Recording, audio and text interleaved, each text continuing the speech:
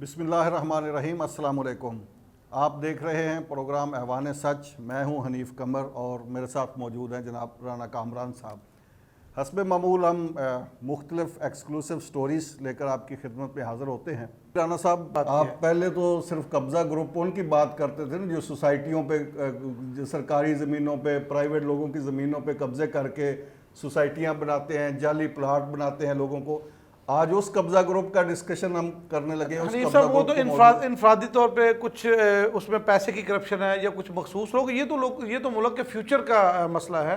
हनीफ साहब, हम जिसकी बात करते हैं जीसी यूनिवर्सिटी फैसलाबाद की, ये वो इदारा है जो बहुत सारे तलबा का ख्वाब है जो वहाँ पे तालीम हासिल करना चाहते हैं। जीसी यूनिवर्सिटी के बारे में, जीसी यूनिवर्सिटी पहले तो लाहौर ही होती थी ना, यहाँ पे लाहौर ही था यूनिवर्सिटी, और इसकी बड़ी नॉस्टैल्जिक वैल्यू भी है इस यूनिवर्सिटी की।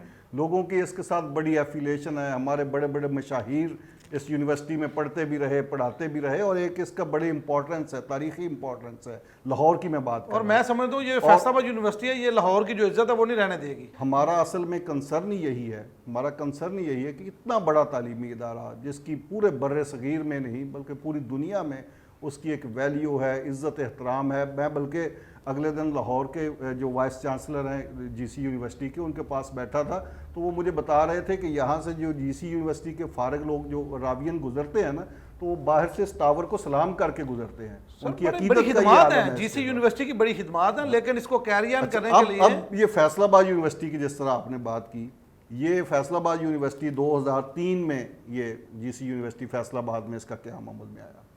अब उस वक़्त से लेकर अब तक का ज़रा इसका हमने जब डाटा निकाला, इसको ज़रा खंगाला कि जीसी यूनिवर्सिटी फैसलाबाद में क्या हो रहा है, तो मेरा ख्याल है कि राना साहब ऐसे ऐसे इंकशाफात इस फाइल में सामने हैं जो मैं अभी आपकी खिदमत में भी नाजरीन को भी दिखाता हूँ कि जब हम ये देखते हैं तो फिर हम किसको करप्ट कह सकते हैं? हम क्या कहें कि वो फ़लाँ पटवारी बड़ा करप्ट है, फ़लाँ कब्ज़ा ग्रुप बड़ा करप्ट है, फ़लाँ सियासतदान बड़ा करप्ट है, फ़लाँ कुछ है? ये तो बिल्कुल उसके सामने सारा कुछ बेबस हो। नहीं साहब, वैसे तो ये लंबी दास्तान है ये जीसी यूनिवर्सिटी की, और ये मेरा ख्याल है कि ये हम दिखाएं तो पता नहीं, ये टाइम भी हमें बहुत कम है। हमें आप टू द पॉइंट ये बताएं कि ये ज़िशान अहमद साहब कौन है, इनका रोल क्या है, ये क्या चीज़ है जो यूनिवर्सिटी जो है जिन्होंने एक सदियों लगा के अपनी इज्जत बनाई, तकरीम बनाई, एक नामवर इदारा है, तो ये कौन सा बंदा है जो इसको? ये ज़िशान साहब इस वक्त जो है ये डिप्टी रजिस्ट्रार है फैसलाबाद जीसी यूनिवर्सिटी में। डिप्टी रजिस्ट्रार के ओहदे पर, ओहदा जलीला पर फायज हैं ये, और इसके साथ साथ ये एफिलिएशन कमेटी जो है उसके सेक्रेटरी भी हैं। अच्छा, जो प्राइवेट कॉलेजेस एफिलिएटेड हैं जीसी यूनिवर्सिटी फैसलाबाद के साथ, उनके सारे मामलात को ये ही देखते हैं। कहने को तो कमेटी बनी हुई है, लेकिन उस कमेटी के सारे रूह रवां, करता धरता और मंबा इख्तियारात जो हैं वो ज़िशान साहब। अब ये मैं ज़िशान साहब का बताऊं कि ये इनका बैकग्राउंड जरा ये कहाँ से आए हैं, हमें ये नाज़रीन को बताएं कि ज़िशान साहब क्या हैं कि जो इतनी बड़ी जिम्मेदारी इनको दी गई है, ये किस बेस पे दी गई? ये जब आप एक सिर्फ ज़िशान साहब के केस को जब स्टडी कर लेंगे ना, तो बाकी केसेस फिर आपके सामने उसी तरह खुलते चले जाएंगे कि यूनिवर्सिटी में असल में हो क्या रहा है। इस वक्त बड़े ऑनरेबल जो वाइस चांसलर हैं इसके शाहिद कमाल साहब इस वक्त यूनिवर्सिटी को हेड कर रहे हैं, वाइस चांसलर हैं, बड़े अच्छे कैरियर के हामिल ये शख्सियत हैं, पंजाब यूनिवर्सिटी से गए हैं यहाँ से। लेकिन माजरत मुझे तो अब उनके भी शक होने लगा है, जो इस तरह के लोगों को बंदा डिफेंड करता है। मुझे ये बताएं कि उस पर उंगलियां नहीं उठेंगी? अब ये तो देखना पड़ेगा, उनसे बात करेंगे कि वो डिफेंड करते हैं या क्या करते हैं, ये तो उनसे बात करके पता चलेगा। पहले तो मेरी बात हुई थी प्रोग्राम से पहले, 2-4 दिन पहले जब मेरी बात हुई थी तो उन्होंने कमिटमेंट की थी कि मैं इस हवाले से पूरी जो क्लैरिटी के साथ रिकॉर्ड आपको सेंड कर दूंगा। अच्छा, ज़िशान साहब अहल हैं इसके, हमें ये बताइए। हाँ, ज़िशान साहब के बारे में अब मैं बात करता हूँ। ज़िशान साहब की अपॉइंटमेंट ये डिप्टी रजिस्ट्रार के लिए 2013 में यूनिवर्सिटी ने इश्तिहार दिया एक। ठीक है। उस इश्तिहार में जो एलिजिबिलिटी शो कराई गई थी वो ये थी कि जो उम्मीदवार MA पास हो और उसका 8 साल का एक्सपीरियंस हो, वो इसमें एलिजिबल है कि वो इसमें पार्टिसिपेट कर सके और डिप्टी रजिस्ट्रार के लिए क्वालिफाई कर सके। अब ज़िशान साहब, ये 2013 की बात, डेट ज़रा आप नोट करें कि 2013 में इश्तिहार दिया, MA होना चाहिए, 7-8 साल का एक्सपीरियंस होना चाहिए। और यहाँ पे ये एक और क्लैरिटी है कि ये वाज़ेह है कि जो 8 साल का एक्सपीरियंस है वो MA के बाद होना चाहिए, ये नहीं MA से पहले। इसके बारे में हाई कोर्ट का एक फैसला भी मौजूद है। हाई कोर्ट का एक फैसला भी मौजूद है कि जिस दिन आपने MA किया है उसके बाद का एक्सपीरियंस काउंट होगा। अच्छा, अब हुआ क्या कि जब इश्तिहार दिया इन्होंने तो ये 18 स्केल की पोस्ट थी जून 2013 में इश्तिहार आया। जीशान साहब ने एमए किया है 2013 में। अच्छा, 21/3/2013 को इनकी डिग्री जारी हुई है और 2013 में ही ऐड लगा है। 2013 में इश्तिहार ठीक हो हुआ, यानी इनका एक दिन का भी एक्सपीरियंस नहीं बनता। ठीक है, 2008 साल तो आप दूर की बात, ये उनकी बेसिक काबिलियत ये है। बेसिक उनकी जो यानी एमए के बाद 8 साल का एक्सपीरियंस है, वो 8 साल का एक्सपीरियंस तो फारग कर दिया गया। तो इनकी अपॉइंटमेंट किस सन में हुई है? खुद ये इनके 2013 में हुई है ना, एमए भी 2013 एमए में भी हुआ है 2013 में हुआ। और अपॉइंटमेंट भी 2013 में Appointment भी हुई। 2013 तो वो तजर्बा फिर कैसे इन्होंने, ये क्या सीन क्या वो मैनेज उन्होंने कैसे? समझा कि बंदा बड़ा ज़हीन है, बड़ा टैलेंटेड है, काबिल है, इसको तजर्बे की ज़रूरत नहीं, ये यहाँ पे तजर्बात करेगा। अब ये तजर्बात ही कर रहे हैं ना यूनिवर्सिटी में। और ये सब इतने बड़े स्कैंडल पे या इतनी बड़ी करप्शन पे वीसी साहब खामोश हैं क्या? वीसी साहब खामोश नहीं है। मैं वीसी साहब से रब्ता करने की कोशिश कर रहा हूँ, उम्मीद है उनसे बात हो जाएगी। लेकिन इससे पहले आगे एक और बात बताऊँ ना, ये तो बड़ी छोटी बात है जी। कि ये 2013 में 21/3/2013 को मार्च की 21 तारीख, उसमें इनका ये डिग्री जारी होती है। इश्तिहार आता है जून में, यानी कि अगर तजर्बा बनाए भी तो चंद महीने का, अगर आप कह रहे हैं 1 साल उसमें का लगा लें आप। काउंट हो जाएगा। अच्छा, एक और बड़ी फिर आगे मज़े की बात, इनको तो ये सारा तजुर्बा ख़त्म करके तो इनको तो भर्ती कर लिया गया। अब भर्ती हो गए, आगे जो बात है वो रोंगटे खड़े कर देने वाली बात है कि जीसी यूनिवर्सिटी में आप एक इदारा भी ज़रा ज़हन में रखिए कि कौन सा इदारा है जिसकी हम बात कर रहे हैं। वहाँ पे डिप्टी रजिस्ट्रार की पोस्ट पे अपॉइंटमेंट हो रही है। कवायद व ज़वाबित की पहली खिलाफ वर्जी ये हो गई कि एक्सपीरियंस फारग कर दिया गया। उसके बाद जो साहब के डॉक्यूमेंट वहाँ पे जमा हुए हैं, जो उनकी डिग्री है एमए की, और एमए उन्होंने किया master of philosophy applied language में, उसमें उनका एमए है, सीजीपीए उनका 2.9 है। अच्छा, ये 21/3/2013 को जो डिग्री उन्होंने जमा कराई उसमें सीजीपीए 2.9 है। अब उसके बाद जनाब अपॉइंटमेंट हो गई, लेकिन साहब को करार नहीं आया कि सीजीपीए बड़ा कम है और इससे बड़े मसाइल आगे बढ़ सकते हैं, पोस्ट बड़ी बन सकती है। तो फिर उन्होंने इसको आज खुद फैसला किया कि नहीं, सीजीपीए ज़्यादा होना चाहिए इसका। तो फिर 1 महीने बाद नई डिग्री जारी होती है। अच्छा, ये मैं आपको दिखाऊं, ये नाजरीन देख सकते हैं कि ये गवर्नमेंट यूनिवर्सिटी फैसलाबाद की ये डिग्री है। गवर्नमेंट यूनिवर्सिटी फैसलाबाद की डिग्री भी फैसलाबाद उनकी अपॉइंटमेंट से बाहर की। ये पहली जो डिग्री जारी हुई है, इसमें 2.9 इनका सीजीपीए है, ये मैंने निशान लगाया 2.9। ठीक है, इसके 1 महीने बाद, ठीक 1 महीने बाद ये दूसरी डिग्री जारी होती है। ये दूसरी डिग्री है जो 1 महीने बाद जारी होती है। इसमें सीजीपीए 3.01 है। माशाल्लाह माशाल्लाह। और ये पाकिस्तान में नहीं, दुनिया की तालीम की तारीख का अनोखा और मुनफरद वाक़या है। अरे ये तो इतना बड़ा क्राइम है, मुझे बताएं कि इस क्राइम में कि आप अपनी डिग्री को आज खुद ही इम्प्रूव कर, आप कह रहे हैं कि एक तो उनकी तैनाती जो है वो गैर कानूनी है, ऊपर से डिग्री जाली है। और आप शायद ये हमारी अब तक की गुफ्तगू से ये तासर मिला हो कि ये जो हम बात कर रहे हैं ये सिर्फ जीशान साहब की बात कर रहे हैं और सिर्फ एक जीशान साहब ही हैं जिनका नहीं। इस यूनिवर्सिटी में दर्जन के करीब ऐसी अपॉइंटमेंट हैं, दर्जन के करीब, जो ये फाइल में मौजूद हैं, जो इसी तरह कवायद व ज़वाबित की खिलाफ वर्जी करते हुए की गई। शाहिद कमाल साहब मेरे साथ मौजूद हैं, आ गए हैं इस वक्त, vice chancellor government college university Faisalabad के। तो शाहिद साहब से बात कर लेते हैं, उनसे पूछे जरा कि क्या उनको क्या मजबूरी है कि वो डिफेंड कर रहे हैं जीशान साहब को। जी, अस्सलाम वालेकुम शाहिद कमाल साहब। अच्छा, मुझे ये कंफर्म करना था आपसे कि जीशान साहब जो डिप्टी रजिस्ट्रार हैं आपके यहाँ, मैंने खबर आपको दी थी कि उनकी अपॉइंटमेंट बोगस है, उनकी डिग्री जाली है और इस पे ऑडिट पैरा लिखा गया है और उनके जितनी भी तनख्वाहें हैं वो रिकवर करने का और उनको जॉब से टर्मिनेट करने की सिफारिश की गई थी। आपने फरमाया था कि इस पे कमेटी बनाई हुई है, तो वो कमेटी की फाइंडिंग्स आपने मेरे साथ शेयर कर दी थी। आके देख लीजिएगा, इसके ऊपर ऑडिट वो इसके ऊपर सिंडिकेट से डिसीजन हुआ है, ठीक है, आके देख लीजिएगा। मैंने उसके बाद कंफर्म भी कर दिया था। आप मुझे सिर्फ ये कंफर्म कर दें कि फाइंडिंग्स क्या है, आपने क्लियर कर दिया उनको मैंने या बता गिल्टी दिया करार कि फाइंडिंग यही है कि फाइंडिंग यही थी कि उन्होंने सिंडिकेट ने उसे कहा हुआ कि ये ठीक है, कोई इसमें नहीं हुआ, सिंडिकेट से ये डिसीजन हुआ, उसके ऊपर उन्होंने नोटिफिकेशन 2 निकाले हुए हैं। अच्छा, अब उनकी डिग्री जो 2 मरतबा जारी हुई है, एक दफ़ा सीजीपी कम है, दूसरी दफ़ा ज़्यादा है, वो डिक्लेयर कर दिया आपने कि ये ठीक है? मैंने नहीं डिक्लेयर की, डिक्लेयर उस वक्त के 2014 के सिंडिकेट ने कहा हुआ है कि ये ठीक है।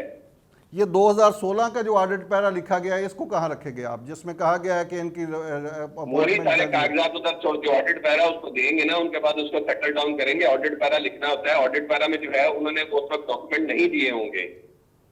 अच्छा शाहिद कमाल साहब, जीसी यूनिवर्सिटी फैसलाबाद के मुतालिक बेशुमार कंप्लेंट्स आ रही हैं जो एफिलेटेड कॉलेजेस हैं, क्योंकि ये जीशान साहब जो है ये एफिलिएशन कमेटी को भी हेड करते हैं आपकी यूनिवर्सिटी के साथ। नहीं, वो नहीं हेड करते, उन्हें डीन ऑफ सोशल साइंसेज जो है डॉक्टर आसम साहब वो हेड करते हैं। ठीक है, जीशान साहब का क्या रोल है? जी, उसके अंदर जो दफ्तर होता है उसमें सेक्रेटरी भी होता है, उसके अंदर वो सेक्रेटरी का रोल प्ले करते हैं। बाकी रह गया जहां तक वो हेड कौन करता है, उसको हेड डॉक्टर आसम साहब करते हैं। उसके अंदर 8 बंदे प्रोफेसर हैं जो कि सिंडिकेट्स की से नुमाइंदे होते हैं, जो उसके मेंबर बनते हैं।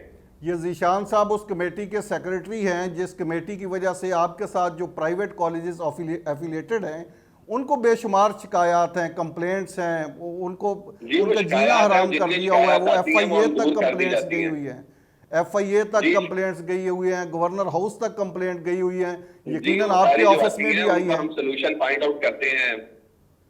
क्या सोल्यूशन फाइंड आउट किया है? ये जो प्राइवेट कॉलेजेस आपके साथ वाबस्ता हैं, एफिलेटेड हैं, वो तो आपको ना सिर्फ रेवेन्यू देते हैं बल्कि मतवसत बिलो एवरेज स्टूडेंट वहाँ पे जिनका फाइनेंशियल स्टेटस होता है वो एजुकेशन हासिल करते हैं।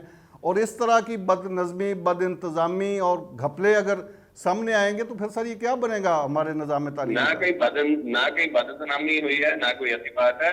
बहुत सारी इंप्रूवमेंट आई है उसके अंदर और बहुत सारी क्वालिटी बेहतर हुई है हमारे एफिलेटेड कॉलेजेस में। क्या इम्प्रूवमेंट आई है कि ये मेरे पास जो एप्लीकेशन मेरे पास ना, ये फोन पर ही चीजें पूछते हैं, आप तशरीफ लाइएगा, आपको दिखा देंगे कि क्या इम्प्रूवमेंट आई है। मैं हाजिर भी हो जाऊंगा। इस वक्त तो मेरे पास जो प्राइवेट कॉलेजेस की अंबार लगा हुआ है उनकी एप्लीकेशन, जी आप उन सारी चीजों का अंबार ले आइएगा, उन सारी चीजों का जवाब आपको जरूर दे देंगे। ठीक है जी। तो आपका सर जवाब लेने के लिए मैंने फोन किया, आप इधर ही जवाब सर फोन पे ये चीजें नहीं होती ना, आप कॉलेज निकालेंगे, जिसकी आप कंप्लेंट की बात करेंगे उसकी फाइल मंगा के आपके आगे रख के उसका जवाब आपको दे देंगे कि क्या है। ये जो हमारी यूनिवर्सिटी से या कोई बाहर से आपको गलत खबरें दे रहा है तो वो खबरें ठीक हो जाएंगी, और अगर कहीं पे सही होंगी तो हम उनको इम्प्रूव कर सकेंगे। ये जो पिछले दिनों एक कॉलेजेस की तरफ से ड्राफ्ट भेजे गए और वो ड्राफ्ट पर्सनल अकाउंट में कैश हो गया, आपको सारी बात का पता है? कोई पर्सनल अकाउंट में कैश कोई चीज नहीं हुई। जीशान साहब की ईमा से पर्सनल अकाउंट में ट्रांसफर हुए हैं, मेरे पास डॉक्यूमेंट मौजूद है, मैं डॉक्यूमेंट शो करा सकता हूं। ठीक है, आज अगर जीशान साहब या कोई भी उसमें कसूरवार होगा उसके खिलाफ FIR में दरखास्त या FIR दर्ज कराएंगे। ठीक है जी, आप तशरीफ लाइएगा, जो आपके पास सबूत है लेते आइएगा। शाहिद कमाल साहब आप वाइस चांसलर हैं, माशाल्लाह एजुकेशनिस्ट हैं, यार आपका एक बड़ा कैरियर मतलब है। होता है कि अगर कॉलेजेस के मसले हल कर रहे हैं तो आप आइएगा, आके बैठिएगा, आप बताइएगा कि कौन कौन सी प्रॉब्लम है, जिस जिस कॉलेज पे है उसको हम सॉर्ट आउट करेंगे, जो जो उस पर रिस्पॉन्सिबल होगा उसको सजा दी जाएगी। मेरी गुजारिश सर सिर्फ ये है कि आपका जो मनसब है इस बात का तकाजा करता है कि आप बजाय आपके अंडर जो करप्ट लोग हैं उनको आप सरपरस्ती करने की बजाय, उनको फेवर प्रोटेक्ट करने की बजाय आप उन लोगों की बात ही नहीं सुन रहे जो कंप्लेनर हैं। आप प्रोटेक्ट कर रहे हैं, आप क्लियर कर रहे हैं कि जीशान साहब क्लियर हैं। आप जीशान साहब को क्यों इतना प्रोटेक्ट कर रहे हैं? जब आपको भी मैं 3 दफा इनवाइट कर बैठा हूं कि आप आए, तशरीफ लाएं, बैठे, आपकी जो कंप्लेंट होंगी हम उसको सॉर्ट आउट करेंगे। मैं सिर्फ ये जानना चाह रहा हूं कि आप बगैर दूसरी पार्टी को सुने, बगैर दूसरे जो कंप्लेनर हैं उनका मौकफ सुने, आप जीशान साहब को क्लियर कैसे कर रहे हैं? ऐसा कभी नहीं हुआ कि दूसरी पार्टी को नहीं सुना है। किसी ने भी दरखास्त दी है उसको मैंने जरूर सुना है और उसको मैंने जरूर वहां पे बुला के देखा है। सर मैंने आपसे गुजारिश की कि ड्राफ्ट पर्सनल अकाउंट में कैश हुए हैं, आप कह रहे हैं कि बता रहा हूं, मुझे भिजवा दें, मैं उसके ड्राफ्ट के ऊपर आपको फाइंड आउट करके बता दूंगा कि पर्सनल अकाउंट किसके कहाँ जमा हुआ। मैं आपको डॉक्यूमेंट सेंड भी कर देता हूं, स्क्रीन पे भी दिखा देता हूं, आप उनको वेरीफाई कीजिएगा, फिर आपसे रब्ता कर लेंगे सर। जी कर दीजिएगा। बहुत शुक्रिया शाहिद कमाल साहब, थैंक यू। जी राणा साहब, शाहिद कमाल साहब की आपने मेरे साथ गुफ्तगू सुन ली। मुझे तो एक ही बात समझ आ रही है, वो आपको बार बार दावत दे रहे हैं कि आप आएँ आप आएँ आप आएँ। मैं तो मेरी तो बदकिस्मती है, मैं जीसी यूनिवर्सिटी फैसलाबाद में पढ़ नहीं सका, वरना इस वक्त PhD होता मैं, कम अज़ कम जितनी ईजी वहाँ से डिग्रियाँ मिलती हैं और जो कुछ होता है। अभी इसी प्रोग्राम के दौरान ही मुझे इंकशाफ हुआ है, एक ये भी इंकशाफ हुआ है कि आप इस डिग्री को रो रहे हैं या इस बाकी इन स्कैंडल्स की बात कर रहे हैं, वहाँ तो पैसे देकर कंट्रोलर जो इम्तहानात हैं उनके हवाले से भी बात आई है, लेकिन अभी तक मेरे पास वो अच्छा अनीस डॉक्यूमेंट साहब, आ ये जाएंगे तो मुझे फिर मैं एक बात और करूंगा। खबर मेरे पास थी, मेरे पास एक इन्फॉर्मेशन थी कि 2016 में भी कोई इंक्वायरी हुई थी जिशान साहब के खिलाफ। अब यही मैं वीसी साहब से भी जो बार बार मैं वीसी साहब से बात कर रहा था कि 2016 में इंक्वायरी हुई, ऑडिट पैरा लिखा गया जीशान साहब के खिलाफ। उसमें ये कहा गया कि इनकी अपॉइंटमेंट जो हुई है ये कवायद व ज़वाबत की खिलाफ वर्जी करते हुए हुई है, ये इलीगल है, इनकी भर्ती गैर कानूनी है, इनको हटा दिया जाए, इनको टर्मिनेट फ्राम सर्विस के लिखा गया। और साथ ये भी लिखा गया कि इनसे रिकवरी की जाए, ये सारी की सारी जितनी तनख्वाहें इनसे ली हैं इनकी रिकवरी की जाए। उसके बाद हुआ क्या, मुझे अपने ज़राए से जो खबर मिली वो ये खबर मिली कि शायद कमाल साहब ने जीशान साहब को ये कहा कि या तो सच वालों को चुप करा लो, अदरवाइज फिर मेरे हाथ खड़े हैं, मैं कुछ नहीं कर सकूंगा। अच्छा, वो उसको फिर भी मार्जिन दे रहे हैं कि मार्जिन अगर दे रहे मैंने हैं कि आप सच वालों को चुप करा लो, बाकी खैर है, बाकी आप काम करते रहो, कोई मसला नहीं। ये ऑनरेबल वीसी मतलब वो साहब जाली डिग्री 2 नंबरियां वो कोई अहमियत नहीं रखती। कोई, आप सिर्फ ये सच वालों को चुप, ये इनको टास्क दिया गया है। वीसी साहब ने जीशान साहब को कहा कि अगर आपने इसी तरह कंटिन्यू करना है तो आप सच वालों को चुप करा लें और बाकी फिर मामला मैं जानूं और वो आप जाने। वो अच्छा, सारे इसके के अलावा सारे कोई एफिलिएशन के हवाले से भी बात कर रहे थे, अब जाली जैसे- ड्राफ्ट के हवाले से भी अब बात देखें कर ना रहे कि थे, मैं- माली करप्शन की भी बात कर रहे थे। जाली ड्राफ्ट हैं जो कॉलेजेस फीसों के और दीगर मद में जो अपनी फीसें जमा करवाते हैं, वहाँ पे जो पैसे जमा करवाते हैं, और वो उनका कितना बड़ा स्कैंडल है वो एक अलग मौजू है। ये प्रोग्राम उसका अहाता नहीं कर पाएगा, अगले प्रोग्राम में मैं उसका बताऊंगा। लेकिन ये डॉक्यूमेंट्री एविडेंस मौजूद है कि एफिलिएटेड कॉलेजेस ने जो पैसे दिए हैं वो इन्होंने अपने पर्सनल अकाउंट में करा लिए हैं। और इससे देखें कि जो एफिलिएटेड कॉलेजेस हैं उनको कितना सफ़र करना पड़ा होगा, वो पैसे भी दें और फिर उसके बाद वो अपना इनके दफातर के चक्कर भी लगाएं और इनसे तजलील भी करवाएं। इनके खिलाफ जीशान साहब के खिलाफ, अब जो मैं वीसी साहब से बात कर रहा था कि ये क्यों जीशान साहब के खिलाफ ये FIA में भी कंप्लेंट्स जा रही हैं, गवर्नर हाउस भी कंप्लेंट्स जा रही हैं, बल्कि यहाँ तो मुझे ये भी बताया जा रहा है कि गवर्नर हाउस में भी मैनेज की गई हैं चीज़ें। वो गवर्नर हाउस में कौन इनको सपोर्ट कर रहा है ये भी हम खंगालेंगे और निकालेंगे। हमें कुछ पता तो है लेकिन उसका मुकम्मल हम तो हनीफ साहब, evidence के ये साथ आप लेके तो आएंगे। आवाज़ उठा रहे हैं और ये बड़ी एक जायज़ और मकबूल बात है कि GC यूनिवर्सिटी का एक नाम है और GC यूनिवर्सिटी फैसलाबाद जैसे इदारे को एक फ़र्द वाहद इस स्टेज पे लेके जा रहा है, इस स्टेज पे लेके जा रहा है कि उसकी तजलील भी कर रहा है, उसका नाम भी ख़राब कर रहा है, वहाँ पे वायलेशंस भी हो रही हैं, वहाँ पे माली करप्शन भी हो रही है। तो क्या आप क्या समझते हैं फिर इस कैसे ये मैनेज होगा जब मैं ये प्रोग्राम में मज़ीद बातें ऐसी बातें हैं जो कंप्लेंट्स हैं वो इसलिए डिस्कस नहीं कर रहा कि बहरहाल एक तालीमी इदारे का एक वक़ार होता है, शोबे का एक वक़ार होता है, वरना ख़वातीन को हैरस करने की जो एविडेंस मौजूद है वो भी कंप्लेन मौजूद है। अब ये चीज़ें ऐसी हैं कि जो एक बदनुमा दाग हैं और इस ऐसी क्लीन और एक ऐसे तारीख़ी इदारे के नाम पर ये इस तरह का बदनुमा धब्बा लगाया जा रहा है। शायद कमाल साहब से मैं एक बार फिर रिक्वेस्ट करूंगा उनकी खिदमत में कि वो अगरचे उनके कोई अपने पर्सनल बेनिफिट हों भी तो इस हद तक यूनिवर्सिटी को कुर्बान ना करें। लेकिन मेरा ख्याल है कि चूंकि प्रोग्राम का वक्त भी बड़ा मैनेज हमें करना पड़ता है, लेकिन ये जो तफसील है ये तो एक प्रोग्राम में पॉसिबल नहीं है। ये इस पे तो बड़े एविडेंस मौजूद है। अभी सिर्फ प्रोग्राम में जो है ना ये हमने सिर्फ यूनिवर्सिटी का एक बंदे के बारे में आपको बताया। नहीं, ये भी मुकम्मल नहीं बताया आपने। ये जीशान साहब के, ये देखें, मैं जीशान साहब के, ये सारी जीशान साहब की कंप्लेंट्स हैं। अच्छा, अभी जीशान साहब के जो कारनामे हैं जो शायद कभी सुनहरी हरूफ में तो मैं नहीं कहूँगा, पता नहीं कौन से हरूफ में लिखे जाएंगे, ये इन कारनामों पे हम डिस्कस करते रहेंगे, आने वाले प्रोग्राम में भी डिस्कस करते रहेंगे। और इसके साथ साथ यूनिवर्सिटी के जो दीगर जो गैर कानूनी भर्तियां हैं, जो माली बेज़ाब्तगियां हैं, जो करप्शन है, मेरा ख्याल है कि अब ब्रेक लेनी पड़ रही है, ब्रेक ले लें। ये GC यूनिवर्सिटी फैसलाबाद का बाकी जो पलंदा है अगले प्रोग्राम में हम डिस्कस करेंगे।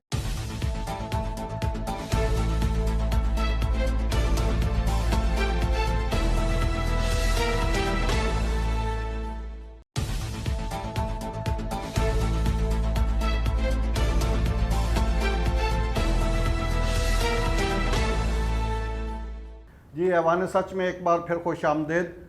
बात राना साहब, हम ब्रेक से पहले GC यूनिवर्सिटी फैसलाबाद के बारे में बात कर रहे थे और अब उस कब्ज़ा ग्रुप के बारे में जिसका नाम ब्लू वर्ल्ड हाउसिंग सोसाइटी है रावलपिंडी की।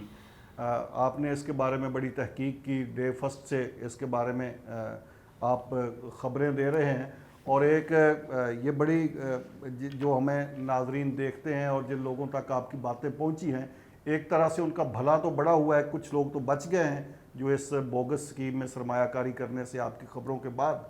लेकिन अभी तक जालसाजी जारी है वहाँ पे। ये क्या इस वक्त करंट स्टेटस क्या है believe world city? Current situation उसकी वही है जो आज से 2 साल 3 साल पहले थी, सिवाय कुछ ज़मीनों पे और कब्ज़ा करने के, कुछ और 2 नंबरियाँ करने के, कुछ और पर्चे लेने के, कोई इम्प्रूवमेंट नहीं है उसमें। हनीफ साहब बिलीव वर्ल्ड वाले जो हैं वो उनका इतना फैम इतना खुल गया है, उनका क्या कहते हैं, वो इतने नंडार हो चुके हैं, चाका लग गया चाका लग गए, वो इतने नंडार हो चुके हैं कि वो अब छोटे मोटे FIR को, छोटे मोटे प्रोग्राम को वो बॉदर नहीं करते। अच्छा, अब तक कितनी FIR ये नदीम एजाज जो मालक हैं इनके खिलाफ कितनी है? उनका तो नाम कब्जा कोर्ट की दर्जनों है, फहरिस्त ये में तो है, आप कब्जा किसी भी कोर्ट ये तो की मतलब फहरिस्त में। आम चीजें हैं। FIR तो अभी 4-5 दिन पहले भी वो नई मिजाज जब वो अरेस्ट हुआ है कब्जा के अच्छा, चक्कर में। अरेस्ट हो गए थे? हाँ, 4-5 दिन पहले अरेस्ट हुआ है, फिर वो शख्सी जमानत पे रहा हुआ है। मतलब ये तो मामूल की बात है। देखिए अभी जो उन्होंने हाई कोर्ट में अब किया है, हाई कोर्ट में जो उन्होंने जमा करवाया कागजात, वो टोटल शामलाट जमीन के कागज जमा कराए, और शामलाट पे कभी NOC मिला किसी को? इसीलिए NOC नहीं मिल रहा, नहीं मिल रहा। NOC मिलने के कोई चांसेस नहीं है। मुझे बताया कि ये करोड़ों रुपया लगा रहे हैं पब्लिसिटियों पे, अरबों रुपया लगा रहे अच्छा, हैं। एक मजे की बात यह है कि इसमें ये लोग एतराफ़ भी करते हैं कि हमारे पास NOC नहीं है।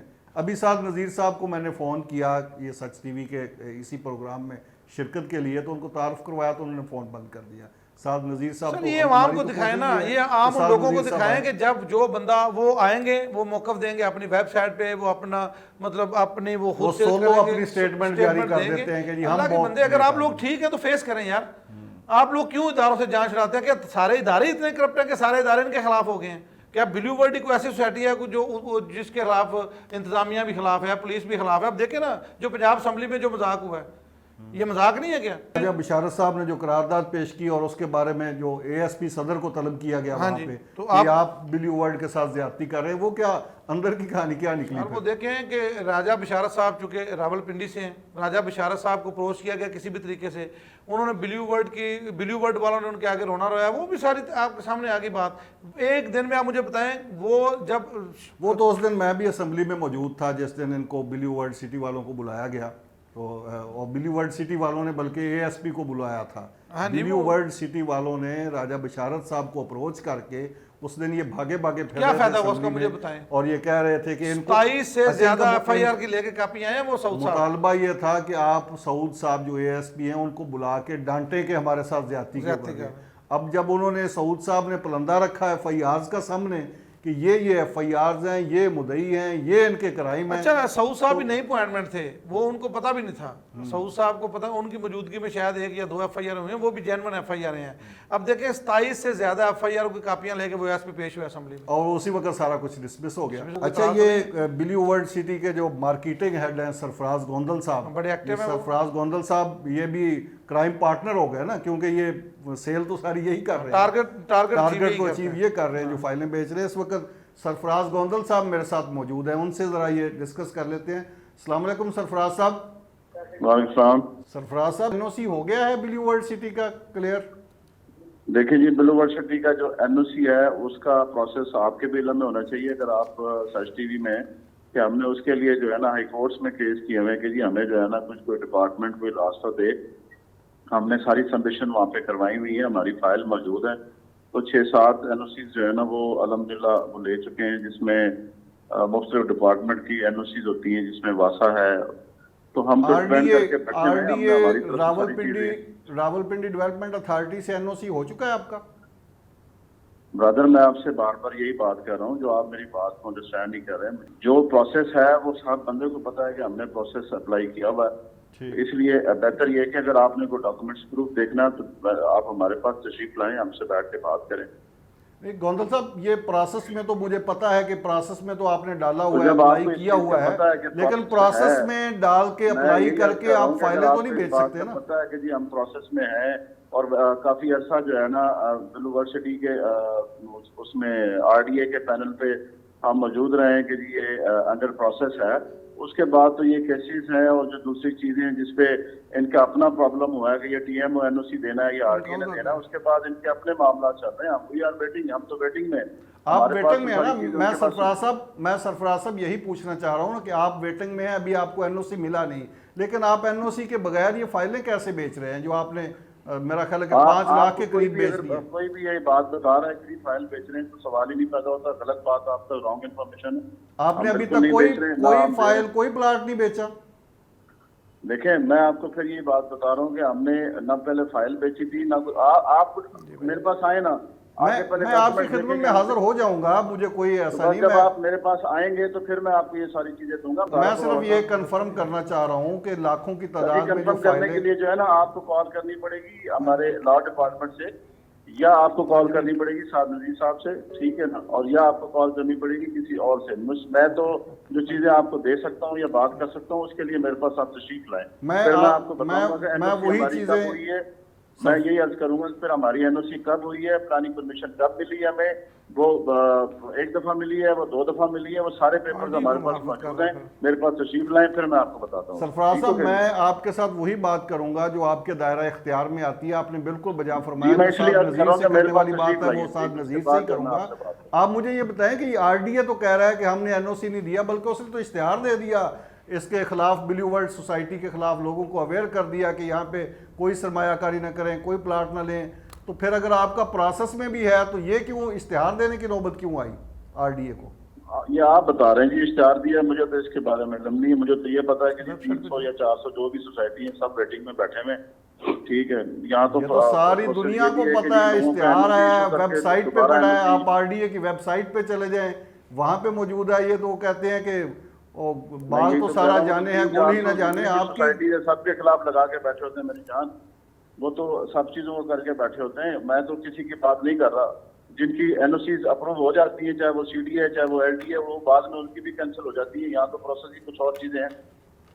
अभी इसलिए अभी जो है ना वो अभी NOC मैं यही जानना चाह रहा हूँ ना कि RDA ने आपको NOC नहीं दिया, आपने आपके बकौल आप मेरे बेच पास भी नहीं जो रहे। RDA ने दिया वो पेपर्स मौजूद हैं। आप मेरे पास तशरीफ लाएं और मुझसे वो पेपर चेक करें कि RDA ने हमें क्या दिया। अच्छा, ये जो नदीम एजाज साहब हैं, इनके बारे में भी ये मेरे पास लिस्ट में मौजूद है। रावलपिंडी पुलिस ने उनको कब्जा ग्रुप डिक्लेयर किया है, उनका नाम दिया है। ये आपके ब्लू वर्ल्ड के मालिक हैं, आप ज़्यादा बेहतर जानते हैं।